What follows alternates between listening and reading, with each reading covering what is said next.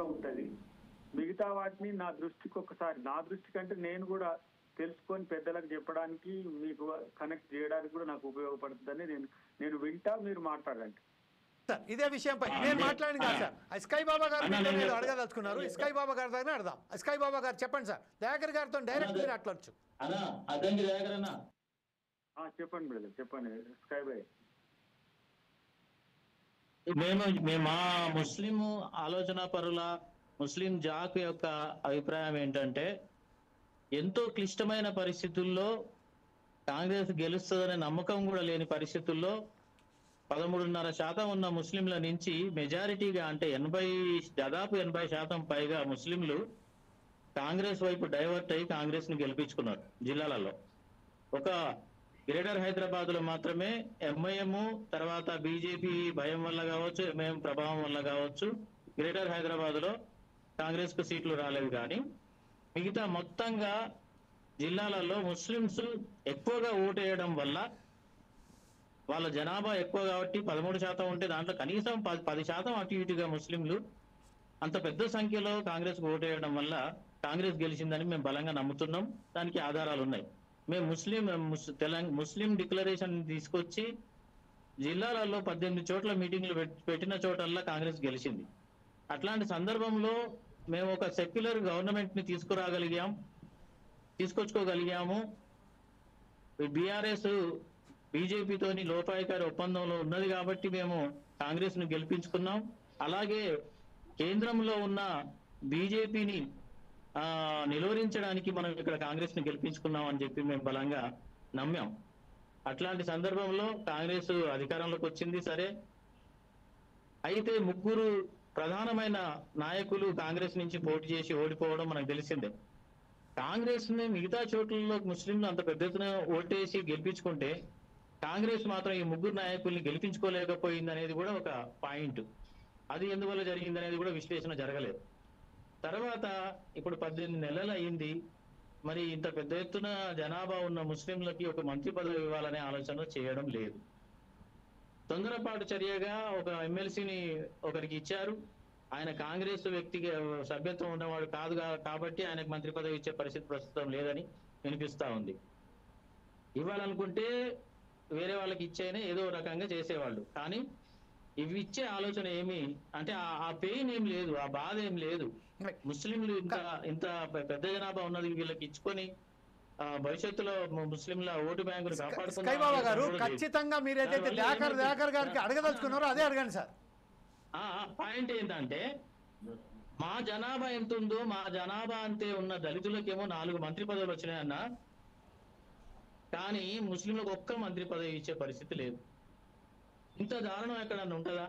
అంటే నోరు లేని వాళ్ళమనే కదా. అంటే ఏ రకంగానైనా వీళ్ళు ఎటు పోరు మనకే ఓటేస్తారనా? ఇంత దారుణంగా ఉంటుందా అనేది మా బాధ. Right sir, okay. దయాకర్ గారు కమాన్ గో హెడ్. అంటే మనకు ఇస్కాయి బాబా చెప్పిన ప్రకారం ఏంటంటే ముస్లింలు ఎక్కడికి పోరు, ఖచ్చితంగా మా ఓటు బ్యాంకు మాకే ఉంటుంది అని ఒక ప్రగాఢమైన నమ్మకం కాంగ్రెస్లో ఉండబట్టే ఈరోజు కాంగ్రెస్ ముస్లింలను మోసం దానికి సంధానం పలికింది అని చెప్తున్నారు. మీరేమంటారు సార్? దయాకర్ గారు వినబడుతుంది కదా? దయాకర్ గారు మాట్లాడండి. ఇది మేజర్ డిమాండ్, ఇదొక్కటే. నేనేమంటున్నంటే సామాజిక, ఆర్థిక, రాజకీయ ప్రయోజనాల్లో రాజకీయ ప్రయోజనం గురించి అడగడం అనేది అది విలువైన డిమాండ్. దాన్ని మనం డెఫినెట్ గా ఫుల్ఫిల్ చేయడానికి ప్లాన్ చేద్దాం. నేను కోరుకుంటున్నది ఏంటంటే, ఇంకా సగటు సామాన్య ముస్లింకు ఉన్న ఇతరత్ర సమస్యల్ని కూడా తీసుకొస్తే, దీంతో పాటు ఒక ప్రధానమైన ఇప్పుడు ముస్లిం జేఏసీగా మీరు చేస్తున్న ప్రయత్నాలు ఏవైతే ఉన్నాయో వాటికి సంబంధించిన వివరాలు కూడా చెప్తే ప్రభుత్వం దృష్టికి తీసుకుపోయే ప్రయత్నం చేద్దాం. లేకపోతే కౌన్సిల్లో దాన్ని క్వశ్చన్స్ మనం చేయడం ద్వారా ప్రభుత్వం కన్విన్స్ అవుతుంది. కాబట్టి ఆ విషయాలు నేను అడిగి మీ ద్వారా తెలుసుకోవాలనుకున్నది అదే. నేను ఇది ఏంటంటే బ్యాడ్లీ ఏమైంది, మనం టికెట్స్ ఇచ్చిన మిత్రులు ఓడిపోవడం అనేది మనకు సమస్య అయింది. సరే, ఇప్పుడున్న సమాజంలో మైనారిటీస్ కి సంబంధించి ఆంధ్రప్రదేశ్లో, తెలంగాణలో ఏ విధంగా రిప్రజెంటేషన్ ఉంటుంది, ఉమ్మడి ఆంధ్రప్రదేశ్లో ఎట్లా ఉన్నది, ఇదంతా ఒక చర్చ అయితే, ఇలా దళితులతో పోల్చుకుంటే డెఫినెట్ గా ఇస్లాం అంటే ముస్లింలకు డెఫినెట్ గా ఆ స్థాయి ప్రాతినిధ్యం, రాజకీయ ప్రాతినిధ్యం ఉండాలి. ఉండదు అని అయితే నేను అనుకోను. ఎందుకంటే కేంద్ర పార్టీ అయినా రాష్ట్ర పార్టీ అయినా కన్సర్న్ ఉన్నది. ఆ పరిస్థితులు ఏ విధంగా మనం రిజాల్వ్ చేసుకోవాలనే విషయంలో క్లారిటీ కూడా ఉన్నది. కాకపోతే సందర్భం కరెక్ట్ గా కలిసి రావట్లేదు కాబట్టి ఇది డిలే అయిందనేది మాత్రం దాన్ని ఒప్పుకోక తప్పదు. కానీ ఇతరత్ర అంశాలు కూడా ఏవైతే మేజర్ ఎకనామిక్ ఇష్యూస్ ఉంటాయో లేదంటే సోషల్ ఇష్యూస్ ఉంటాయో వాటిని కూడా మీరు ఒక ఒక పెద్ద ఎత్తున దాన్ని మీరు నిరసన అని చెప్పాను, కానీ ఒక రిప్రజెంటేషన్ మీరు కనుక ఇవ్వగలిగితే నేను కన్సర్న్ ఎవరికైతే మీరు ఎవరిని కలవగలిగితే వాళ్ళకి నేను సమయం ఇప్పించి వాళ్ళ సమస్యల పరిష్కారానికి మనం ఒక మంచి ప్రయత్నం చేయవచ్చు. దయాకర్ గారు ఒక చిన్న ప్రశ్న సార్. దయాకర్ గారు సారీ ఫర్ ఇంటర్వ్యూషన్. అంటే నేనేమంటున్నానంటే ప్రస్తుతం ఏదైతే ఉన్నదో తెలంగాణకు సంబంధించిన అనేక జిల్లాలో, అది నిజామాబాదే కానివ్వండి, కరీంనగరే కానివ్వండి, లేకుంటే వరంగల్, మహబూబ్ నగర్ కానివ్వండి, నల్గొండ కానివ్వండి, ఇక్కడైతే ముస్లిం జనాభా ఎక్కువ ఉన్నది. ఆ విషయంలో అక్కడ ముస్లింస్లకు టికెట్ ఇచ్చి గెలిపియలేక ఎందుకు పోతుంది కాంగ్రెస్? ఎప్పుడైతే ముస్లింస్ ఏకంగా పోయి కాంగ్రెస్ కోటేస్తున్నారో అదే విషయంపై కాంగ్రెస్ కూడా అక్కడ ఏదైతే వ్యక్తిని నిలబెట్టారో ముస్లింని, ఆ వ్యక్తిని ఎందుకు గెలిపించలేకపోతున్నారు? అదే మెయిన్ క్వశ్చన్. ఎందుకంటే మనం విభేదాలు మనమే సృష్టిస్తున్నామా వారిలో? ఇప్పుడు వారికి మనమే కారణాలను చెప్పి వాటిని పక్కన పెట్టడం కాదు, కానీ గెలిపించుకోవాల్సిన బాధ్యత రాజకీయ పక్షంగా ఏ పక్షానికైనా ఉంటుంది, కాంగ్రెస్ పార్టీకి కూడా ఉంటుంది. రెండవది, సమస్య వచ్చినప్పుడు ఇప్పుడు ఫర్ ఎగ్జాంపుల్ బంజారాస్ కూడా ఇంతవరకు రిప్రజెంటేషన్ లేదని వాళ్ళు కూడా ఒక రహస్య సమావేశం మనకు తెలుస్తుంది.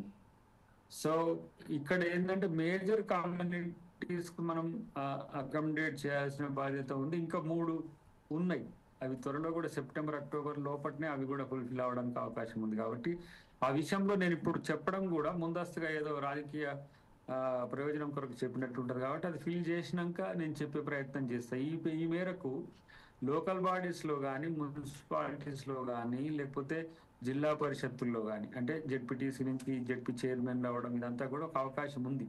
సరే, నేనేమంటున్నా అంటే bipolar system is different. Tripolar అయింది. ఇక్కడ BJP one of the element అయింది.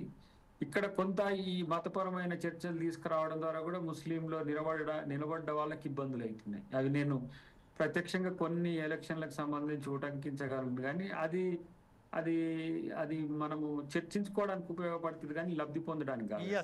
సో డెఫినెట్ గా మనం ఆల్టర్నేట్స్ క్రియేట్ చేయాల్సిన అవసరం కూడా ఉంటది. దాని మీద ముఖ్యమంత్రి గారికి కూడా ఒక కన్సర్న్ ఉన్నది. ఆ విషయంలో ఇప్పుడు ఉన్న మిత్రులందరూ కూడా ముఖ్యమంత్రి గారి దగ్గర ఉన్న బయట ఉన్న వాళ్ళందరూ ఎప్పుడు కూడా ఆ విషయంలో పదే పదే చెప్తున్నాం, అధిష్టానం దృష్టికి కూడా తీసుకొస్తున్నాం. కాబట్టి ఈసారికి ఒకవేళ ఇబ్బంది అయినా కూడా నెక్స్ట్ టైంకి అది ఫుల్ఫిల్ అయ్యే అవకాశం